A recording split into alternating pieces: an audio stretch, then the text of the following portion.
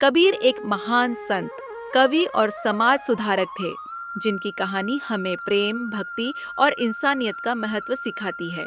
कबीर का जन्म लगभग 15वीं शताब्दी में काशी, वर्तमान वाराणसी में हुआ था। कहा जाता है कि कबीर को बचपन में एक मुसलमान जुलाहा दंपत्ति नीरू और नीमा ने गोद लिया था। उनके बचपन का अधिकतर समय गरीबी और साधारण जीवन में बीता, लेकिन उनके विचार हमेशा गहरे और अनोखे थे। कबीर का मन बचपन से ही साधारण चीजों में नहीं लगा। वह हमेशा संसार की सच्चाई को समझने के लिए उत्सुक रहते थे। कबीर का मानना था कि ईश्वर मंदिरों, मस्जिदों या अन्य पूजा स्थलों में नहीं, बल्कि हर इंसान के दिल में बसता है। उन्होंने कभी भी धार्मिक पाखंड और दिखावे को नहीं माना, बल्कि उन्होंने साधारण जीवन को ही अपना धर्म माना। कहते हैं कि कबीर को संत रामानंद से आध्यात्मिक मार्गदर्शन मिला। एक रात कबीर गंगा किनारे सीढ़ियों पर सो रहे थे और संत रामानंद वहां से गुजर रहे थे। गलती से रामानंद का पैर कबीर को छू गया और उन्होंने कहा, राम राम। कबीर ने इसे अपना दीक्षा मंत्र मान लिया और राम की भक्ति में लीन हो गए।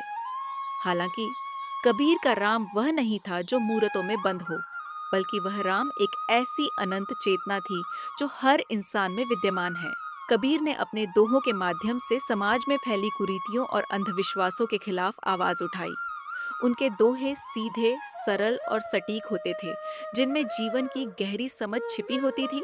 उन्होंने कहा, माला फेरत जुग भया, फिरा न मन का फेर, कर का मन का डार दे, मन का मन का फेर। इस दोहे में कबीर यह समझाते हैं कि माला जपने से कुछ नहीं होता।